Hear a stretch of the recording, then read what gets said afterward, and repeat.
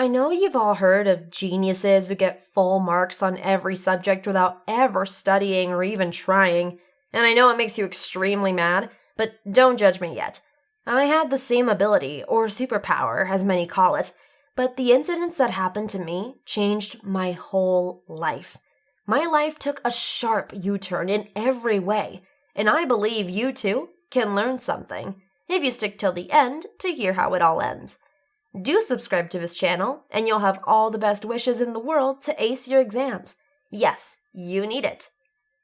Most of my classmates hated me at school. I was indeed what you would call an odd duck. Being an introvert didn't help either. From my first exam to my last, I have always got full marks without studying a single thing at home. My secret? I have an eidetic memory, or photographic memory. I remember everything that my eyes see, my ears hear, and my skin feels with detail. It's impossible for me to forget anything, and I can recall any lecture I want, whenever I want. All I ever have to do is pay attention to my classes, and bam, I get full marks. Having 3 times higher than average IQ also helps. But soon, my talents started to become my regret. You see, I had 2 enemies. First and foremost, Mr. Wright, the history teacher of our class. He would often say, "Mary, it doesn't matter how smart you are and what grades you get, you'll have to study no matter what. And stop acting like a spoiled girl and do your homework properly." You get why I hate him, right? My second enemy is Amy. Oh, how much she hates me. It's probably because of my intelligence, and I don't mean to brag, but my charming beauty. Anyways, I'd often find Amy and Mr. Wright plotting and discussing about me, most of the time exchanging trash talks.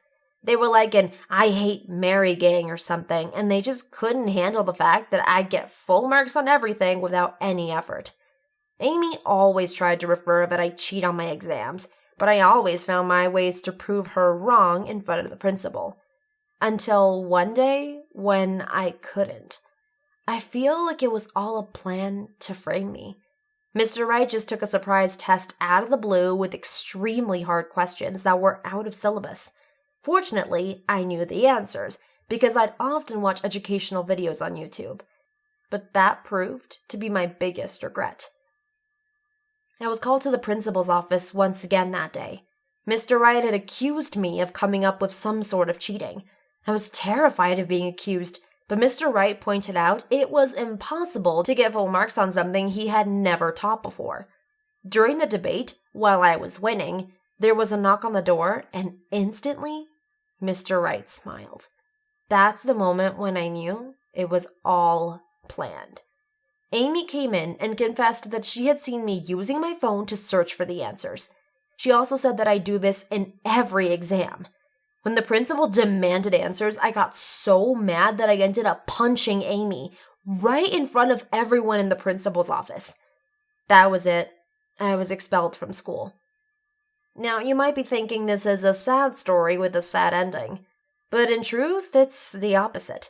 You see, getting expelled from high school was the best thing that had ever happened to me. I was never made for school. Just after 1 week of getting expelled, I started doing a foundation, and then joined an entrepreneurial class. There I met wonderful people and made many friends who were as smart as me and had similar talents as mine.